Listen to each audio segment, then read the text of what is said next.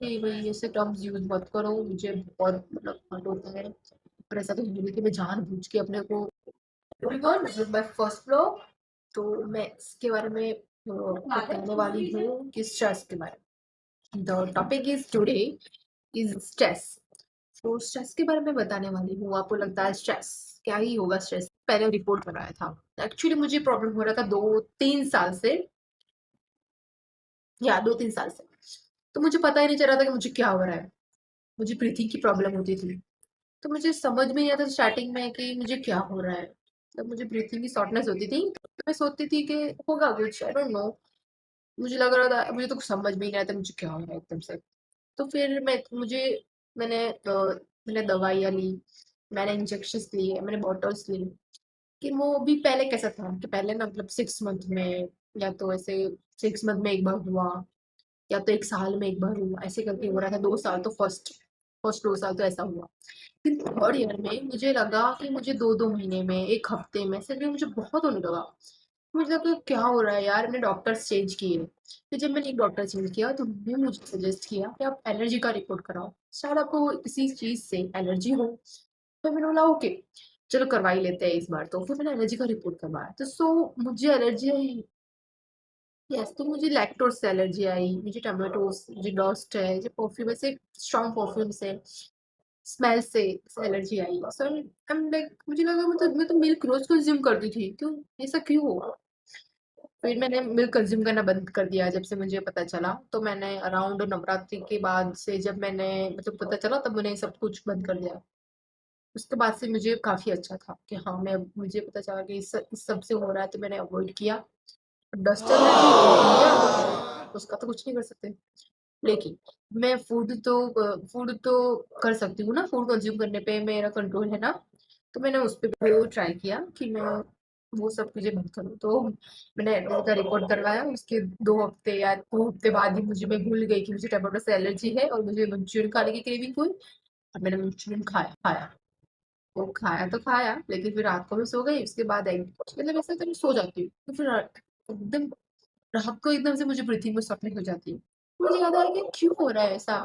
बोले हाँ यार, मैंने तो मंचूरियन खाया था, मुझे टमाटर से एलर्जी है। फिर बोला ओह शिट। फिर मेरे पास दवा थी, तो मैंने वो खाई। फिर भी मतलब बहुत 1 आध 2 घंटे बाद मुझे स्ट्रगल किया, फिर मुझे नींद आ गई जैसे तैसे।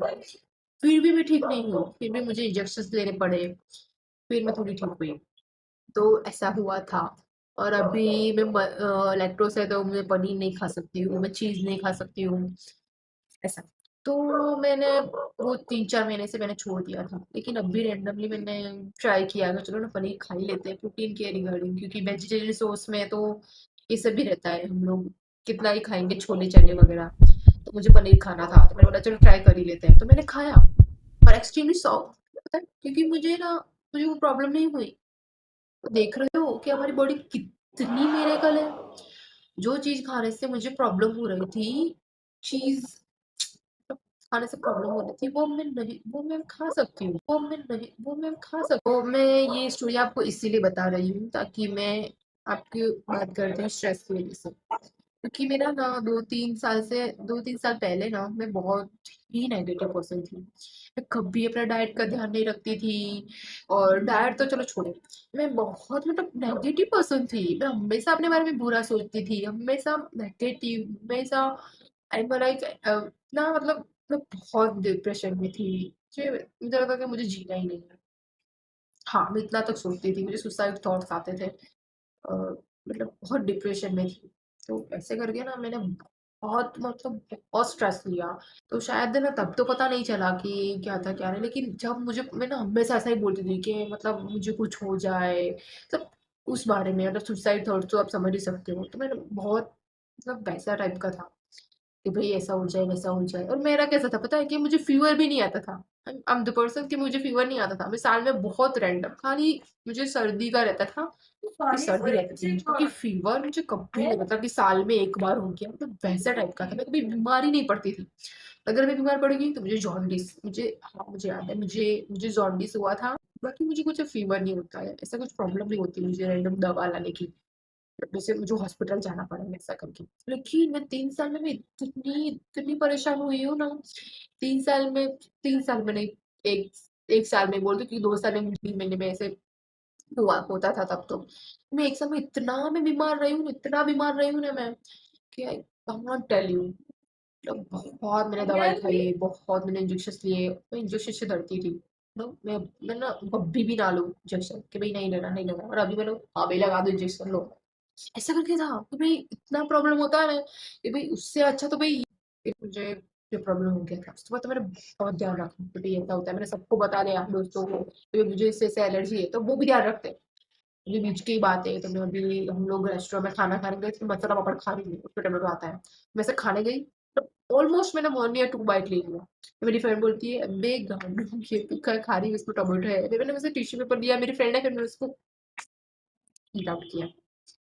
तो ऐसा भी होता है कि भाई हाँ मेरे फ्रेंड लोग बहुत कहते हैं, बट उनके कुछ वर्ड जैसे रहते हैं कि भाई इसको तो हजम नहीं होगा, इसको तो फट जाएगी।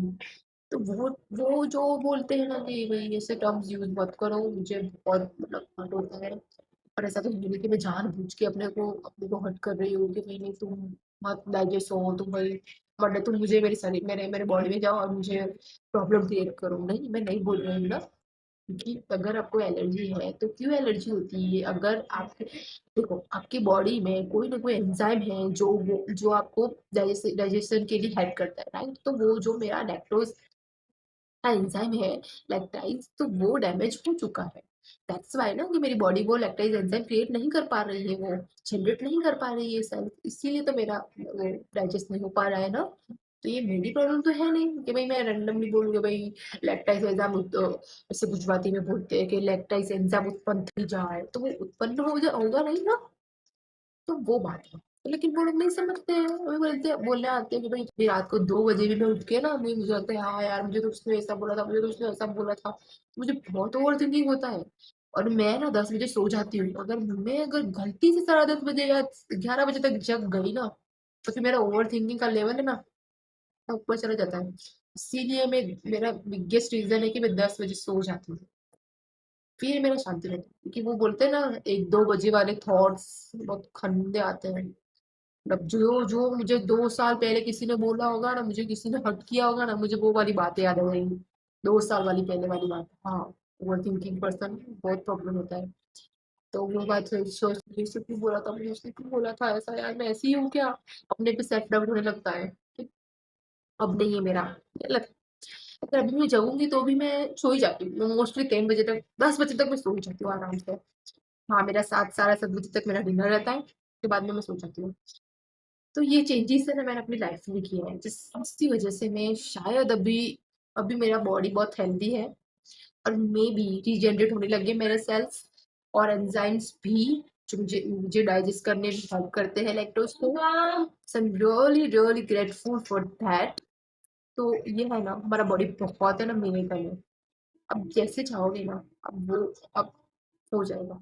जैसे मैनिफेस्टिंग बोल दो, या तुम मिरेकल बोल दो, वट एवर यू वांट। तो मत देखो कि भाई वो क्या बोल रहा है, वो क्या बोल रही है, मतलब ऐसा करोगे तो आपकी लाइफ इंजॉय ही नहीं कर पाओगे आप। इसीलिए बस जो पसंद आए, जो मन करे वो करो, बस करो। एंड स्ट्रेस मत लो। स्ट्रेस इज आपकी बॉडी को आपको खत्म कर देगा। ये मेरी story. And the last thing, तो बस मैं इतना ही बोलना चाहती हूँ। This is my first blog, तो मुझे जो ठीक लगा वो वैसे मैंने बोला। आई होप आपको अच्छा लगा हो। आपको अच्छा लगा तो please like share and subscribe. Wait for my next blog. Thank